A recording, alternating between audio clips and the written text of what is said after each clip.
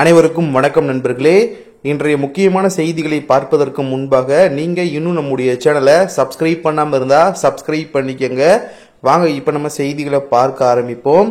இன்று நாம் உலக அரசியல்ல பெரும் பரபரப்பை ஏற்படுத்தியிருக்க ஒரு முக்கியமான தலைப்பை பற்றி தான் முதல் விஷயமா பேச போறோம். இந்த செய்தி உலக பொருளாதாரத்தின் எதிர்காலத்தை மாற்றியமைக்கக்கூடிய ஒரு சக்தி வாய்ந்த நகர்வாகும் நண்பர்களே. இதுல நம்ம மெயினா பார்க்க போறது என்னன்னா, பிரிக்ஸ் கூட்டமைப்பு அமெரிக்காவிற்கு ஒரு சவாலாக மாறிவிட்டதா, அப்புறம் ரஷ்யாவிடமிருந்து கச்சா எண்ணெய் வாங்கியதற்காக இந்தியா மீது அமெரிக்கா ஏன் 50% வரி விதித்தது, இந்த வரி விதித்ததற்கு இந்தியா எப்படி பதிலளித்தது, இந்த கேள்விக்கான பதிலை பத்தி தான் இப்ப நம்ம விரிவாக பார்க்க போறோம். அதாவது சமீபத்தில் ஒரு பரபரப்பான செய்தி வெளியானது. என்னன்னா, அமெரிக்கா ரஷ்யாவிடமிருந்து கச்சா எண்ணெய் வாங்கியதற்காக இந்தியா மீது 50% வரி விதிக்கப்பட்டதாக தகவல் வெளியாயிருந்துச்சு. இது உலக நாடுகளிடையே பெரும் விவாதத்தை ஏற்படுத்துச்சு. ஆரம்பத்துல 25% இருந்தது, அப்புறம் 50% உயர்ந்தது. இந்த முடிவு உலக பொருளாதாரத்தின் பெரும் தாக்கத்தை ஏற்படுத்தும் அப்படின்ற மாதிரி பல நிபுணர்கள்லாம் எச்சரிச்சிருந்தாங்க. ஏன் இப்படி ஒரு நடவடிக்கை எடுக்கப்பட்டது அப்படின்னு பலரும் குழப்பத்தில் இருந்தாங்க. அமெரிக்காவின் பொருளாதார நிபுணர்களான ஜெஃப்ரி சாக்ஸ் போன்றவர்கள் இந்த நடவடிக்கையை முட்டாள்தனமானது, அப்புறம் அமெரிக்க வெளியுறவு கொள்கைக்கு மிகவும் சுய அழிவுகரமானது அப்படின்ற மாதிரி கடுமையா விமர்சிச்சிருந்தாங்க.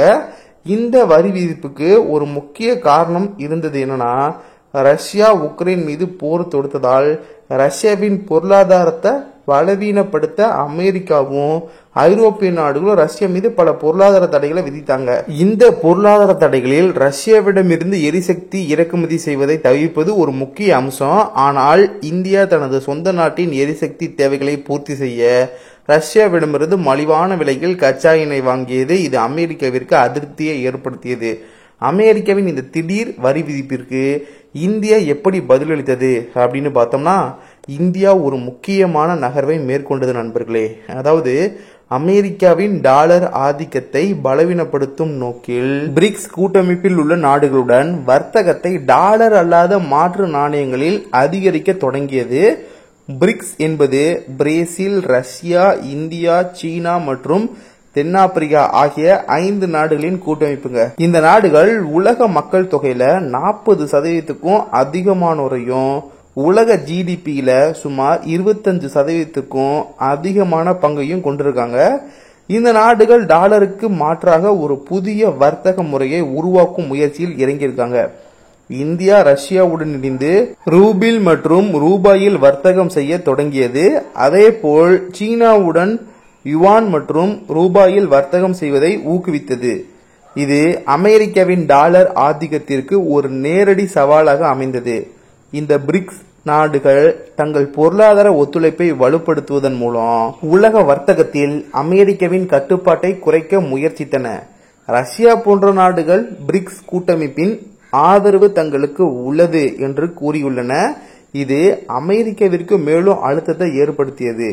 இந்த விவகாரத்தில் சீனாவின் நிலைப்பாடு கவனிக்கத்தக்கது நண்பர்களே.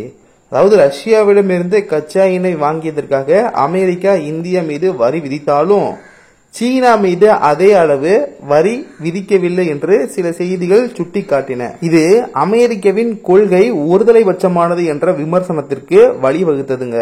பிரிக்ஸ் உறுப்பு நாடுகளான இந்தியா, சீனா மற்றும் ரஷ்யா ஆகியவை நெருங்கி வருவதால அமெரிக்கா பதற்றமடைந்துள்ளது என்று சில அரசியல் விமர்சகர்கள் கருத்து தெரிவிச்சிருக்காங்க. சீன வெளியுறவுத்துறை அமைச்சரின் இந்திய வருகை போன்ற சமீபத்திய நிகழ்வுகள் பிரிக்ஸ் நாடுகளுக்கு இடையிலான ஒத்துழைப்பு அதிகரிப்பதை காட்டுகிறது நண்பர்களே.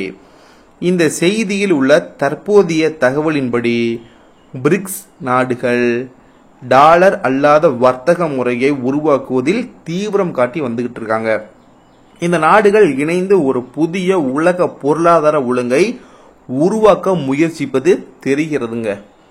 அமெரிக்கா தனது பொருளாதார ஆதிக்கத்தை தக்க வைத்துக் கொள்ள முயற்சித்தாலும் பிரிக்ஸ் நாடுகளின் ஒருங்கிணைந்த முயற்சி அதற்கு ஒரு பெரும் சவாலாக மாறியுள்ளது நண்பர்களே. இது உலக அரசியல் மற்றும் பொருளாதாரத்தின் எதிர்காலத்தை மாற்றியமைக்கக்கூடிய ஒரு முக்கியமான தருணங்க. இந்தியா, ரஷ்யா மற்றும் சீனா போன்ற நாடுகள் தங்கள் பொருளாதார சுதந்திரத்தை நிலைநாட்ட பிரிக்ஸ் கூட்டமைப்பு ஒரு சக்தி வாய்ந்த தளமாக பயன்படுத்தப்படுகின்றன. இதனால் அமெரிக்காவின் உலகளாவிய ஆதிக்கம் குறைந்து ஒரு பலதுருவ உலகம் உருவாகும் வாய்ப்பு அதிகரித்துள்ளது நண்பர்களே. அடுத்த செய்தி, இந்தியாவின் பாதுகாப்பு துறையில் ஒரு பெரிய பாய்ச்சலை பற்றி தான் பேச போறோங்க. ஒளியை விட பல மடங்கு வேகத்தில் பாயும் ஹைப்பர்சோனிக் ஏவுகணை தொழில்நுட்பம் உலக வல்லரசு நாடுகளின் கவனத்தை ஈர்த்துள்ளது நண்பர்களே. இந்த தொழில்நுட்பத்தில் இந்தியா அடைந்துள்ள முன்னேற்றம், இந்திய இராணுவத்தின் வலிமை எவ்வாறு அதிகரிக்கப் போகிறது என்பதை பற்றி விரிவாக பேச போறோம். வாங்க பார்க்கலாம். சமீபத்தில் இந்தியா தனது புதிய ஹைப்பர்சோனிக் ஏவுகணையை வெற்றிகரமாக சோதனை செய்தது. இந்த ஏவுகணை ஒளியை விட 5 மடங்கு அல்லது அதற்கும் அதிகமான வேகத்தில் பயணிக்கக்கூடியது. இந்த வேகம் மணிக்கு சுமார் 6125 கிலோமீட்டர் தூரம் வரை இருக்கும் நண்பர்களே. இது வெறும் ஒரு சாதனை அல்ல, இது இந்தியாவின் பாதுகாப்பு துறையின் ஒரு மகத்தான சாதனை. பொதுவாக ஏவுகணைகள் பாலிஸ்டிக் மற்றும் குரூஸ் என இரு வகைகளாக பிரிக்கப்படும்.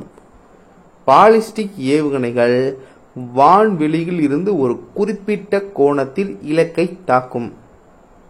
குரூஸ் ஏவுகணைகள் குறைந்த உயரத்தில் பறந்து இலக்கை தாக்கும்.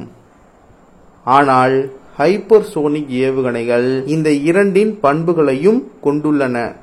இவை மிக வேகமாக செல்வதோடு தாக்கும் இலக்குகளையும் மாற்றி அமைத்துக் கொள்ளும் திறன் கொண்டவை. இதை எதிரி நாடுகளின் ரேடாரால் கண்டறிவது கிட்டத்தட்ட சாத்தியமில்லை. இந்த தொழில்நுட்பம் ஏன் இவ்வளவு முக்கியமானது என்ற கேள்விக்கான பதிலை பார்ப்போம். முதலில் வேகம். ஹைப்பர்சோனிக் ஏவுகணையின் வேகம் மிக அதிகம் என்பதால் எதிரி நாடுகள் இதற்கு எதிர்வினை ஆற்ற போதிய அவகாசம் இருக்காது. இரண்டாவதாக, கண்டறிய முடியாதது. இவை மிக குறைந்த உயரத்தில் மிக வேகமாக செல்வதால் எதிரி நாடுகளின் ரேடார் மற்றும் ஏவுகணை எதிர்ப்பு அமைப்புகளால் இவற்றை கண்டறிந்து சுட்டு வீழ்த்துவது மிக கடினம். மூன்றாவதாக, தாக்குதல் திறன். இந்த ஏவுகணைகள் தங்கள் இலக்கை துல்லியமாக தாக்கக்கூடியவை, மேலும் தங்கள் பாதையை மாற்றியமைக்கும் திறன் கொண்டிருப்பதால் எதிரி இலக்குகளை எளிதாக அழிக்க முடியும். இந்த ஹைப்பர்சோனிக் ஏவுகணை தொழில்நுட்பத்தை உருவாக்க அமெரிக்கா, ரஷ்யா மற்றும் சீனா போன்ற சில நாடுகளே இதுவரை முயற்சி செய்துள்ளன. ஆனால் அவற்றில் பெரும்பாலானவை முழுமையான வெற்றியை அடையவில்லை. இந்த சூழலில் இந்தியாவின் இந்த வெற்றி உலகளவில் இந்தியாவின் பாதுகாப்பு தொழில்நுட்ப திறனை நிரூபித்துள்ளது. இந்த சாதனை இந்தியாவை உலகின் ஒரு முக்கிய இராணுவ சக்தியாக உயர்த்தியுள்ளது. இந்த ஹைப்பர்சோனிக் ஏவுகணை திட்டம் நமது தேசத்தின் பாதுகாப்பிற்கு புதிய பலத்தை சேர்க்கும். இது அச்சுறுத்தலை உருவாக்கும் எந்த ஒரு எதிரிக்கும் ஒரு தெளிவான எச்சரிக்கையை விடுக்கும். இந்த தொழில்நுட்பம் இந்தியாவின் பாதுகாப்பு மட்டுமல்ல, அதன் பொருளாதார வளர்ச்சியையும் அறிவியல் ஆராய்ச்சிகளையும் ஊக்குவிக்கும் நண்பர்களே. மொத்தத்தில் இந்த செய்தி என்பது இந்தியர்களாகிய நாம் அனைவரும் நம் பாதுகாப்பின் திறனை, நம் பாதுகாப்பின் அடுத்த கட்ட வளர்ச்சியை பார்த்து பெருமை கொள்ள வேண்டிய ஒரு தருணம் நண்பர்களே. அடுத்த செய்தியாக ஏஐ பற்றியதுதான். இப்போது திரும்பிய பக்கமெல்லாம் ஏஐ ஆதிக்கமே அதிகரித்து வருகிறது. இதை அடுத்த லெவலுக்கு எடுத்து செல்ல திட்டமிட்டிருக்கும் பிரிட்டன் குற்றம் நடக்கும் முன்பே அதை கணிக்கும் ஏஐ டூலை உருவாக்கி வருகிறது. இது மட்டும் வெற்றிகரமாக இருந்துச்சுன்னா குற்றம் நடக்கிறதுக்கு முன்பே அதை சரியாக கணித்து தடுக்க முடியும் என்று ஆய்வாளர்கள் தெரிவிச்சிருக்காங்க. ஏஐ எனப்படும் செயற்கை நுண்ணறிவு இப்போது நமது அன்றாட வாழ்வில் ஒரு அங்கமாக மாறி வருகிறது நண்பர்களே. ஜாலியா பேசுறதுல ஆரம்பிச்சு கார்ப்பரேட் ஆபீஸ் வரைக்கும் பார்த்தோம்னா எல்லா பக்கமும் ஏஐ நமக்கு உதவியாக இருந்துகிட்டு இருக்கு. இது மருத்துவ ஆராய்ச்சி முதல் போக்குவரத்து அமைப்புகளை ஒழுங்குபடுத்துவது வரை மிகப்பெரிய மாற்றங்களை சத்தமில்லாமல் செய்து வருகிறது நண்பர்களே. இதற்கிடையே பிரிட்டன் அரசு இதை இன்னும் ஒருபடி மேலே எடுத்து செல்ல திட்டமிட்டிருக்கு. அதாவது குற்றங்களை கட்டுப்படுத்தவும் குற்றங்கள் நடக்கும் முன்னரே கணிக்கவும் உதவும் வகையில் ஏஐ அடிப்படையிலான குற்ற தடுப்பு அமைப்பை உருவாக்க பிரிட்டன் அரசு திட்டமிட்டுள்ளது நண்பர்களே. இது இங்கிலாந்து மற்றும் வேல்ஸ் முழுவதும் விரிவான ரியல் டைம் கிரைம் வரைபடத்தை உருவாக்கும். குற்றங்கள் எங்கு நிகழ வாய்ப்புள்ளது என்பதை இந்த ஏஐ அமைப்பு துல்லியமாக கணிக்கும் என்று அதிகாரிகள் தெரிவிச்சிருக்காங்க. சிறு சம்பவங்கள் பெரிய குற்றமாக மாறுவதற்கு முன் அதிகாரிகள் தலையிட உதவும் வகையில் இந்த திட்டம் உருவாக்கப்பட்டுள்ளதுங்க. மேம்பட்ட தரவு பகுப்பாய்வு மற்றும் மேப்பிங் முறைகளை ஒருங்கிணைத்து இந்த முறை செயல்படுத்தும். போலீஸ் பதிவுகள், உள்ளூர் கவுன்சில்கள் போன்ற பல்வேறு அமைப்புகளில் இருந்து டேட்டாவை எடுத்து அதை வைத்து இந்த ஏஐ மேப்பை உருவாக்க திட்டமிட்டுள்ளனர். கடந்த காலங்களில் குற்றங்கள் எங்கே எப்போது நடந்தது என்பதை வைத்து மீண்டும் மீண்டும் குற்றம் செய்வோரின் நடத்தையை கண்காணித்தும் இந்த லிஸ்டை உருவாக்க பிரிட்டன் திட்டமிட்டுள்ளது. இதன் மூலம் கத்தி உட்பட வன்முறை தாக்குதல்கள், திருட்டு மற்றும் சமூக விரோத நடத்தை போன்ற குற்றங்கள் முன்கூட்டியே கண்டறியும். இந்த திட்டம் 2030ஆம் ஆண்டுக்குள் முழுமையாக செயல்படும் என எதிர்பார்க்கப்படுகிறது. முதற்கட்டமாக இந்த திட்டத்திற்கு 4 மில்லியன் பவுண்டை பிரிட்டன் அரசு முதலீடு செய்துள்ளது நண்பர்களே. பல்வேறு பல்கலைக்கழகங்கள், நிறுவனங்கள், வல்லுநர்கள் இதில் ஈடுபட்டுள்ளனர். முதற்கட்ட மாடல்களை ஏப்ரல் 2026க்குள் உருவாக்குவதே இவர்களின் இலக்காக இருக்கிறது. இதுகுறித்து பிரிட்டன் போலீஸ் அமைச்சர் டேம் டயானா ஜான்சன் அவர்கள் கூறுகையில், இந்த திட்டத்தின் ஒரு பகுதியாக குற்றங்களை தடுக்கவும் முன்னெச்சரிக்கையாகவும் செயல்பட உதவும் ஏஐ டூலை உருவாக்க நாங்கள் முதலீடு செய்கிறோம் என்றார். இதற்கு முன்பும் பிரிட்டனில் கிரைம் மேப்புகள் இருந்துள்ளன. ஆனால் அந்த மேப்புகளில் குற்ற சம்பவங்கள் நடந்த பிறகு அது மேப்பில் வரும். ஆனால் இந்த ஏஐ டூல் குற்றம் நடக்கும் முன்பே அதை கணித்து மேப்பில் காட்டுமாம். அதே நேரம் குற்ற தடுப்பில் ஏஐ பயன்படுத்துவது இது முதல் முறையல்ல. அமெரிக்காவில் லாஸ் ஏஞ்சல்ஸ் மற்றும் சிகாகோ போன்ற நகரங்களில் இதே போன்ற திட்டங்கள் ஏற்கனவே தொடங்கப்பட்டன. இருப்பினும் ஏஐ டூல்கள் எப்போதும் கடந்த கால போலீஸ் டேட்டாவை வைத்து முடிவெடுக்கும் நண்பர்களே. இதனால் அங்கு ஏஐ டூல்களை பயன்படுத்தும் போது இன பாகுபாடு அதிகம் இருக்கிறதாம். மேலும் அதன் வெற்றி விகிதமும் எதிர்பார்க்காத அளவுக்கு இல்லாததால் அத்திட்டம் கைவிடப்பட்டது குறிப்பிடத்தக்கதுங்க.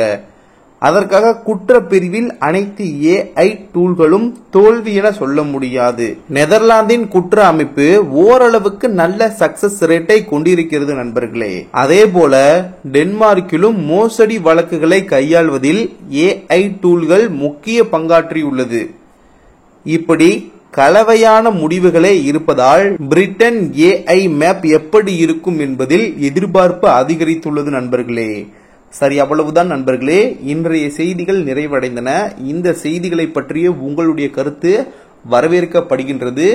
இதுபோன்ற பல்வேறு விதமான செய்திகளை நீங்கள் தினமும் தொடர்ந்து தெரிந்து கொள்ள வேண்டும் என்று நினைத்தால் மறக்காம நம்முடைய சேனலை சப்ஸ்கிரைப் செய்து கொள்ளுங்கள். நாளைக்கு இன்னொரு புது வீடியோல நான் உங்ககிட்ட பல்வேறு செய்திகளுடன் வந்து பேசுறேன். நன்றி நண்பர்களே. ஜெய் ஹிந்த்.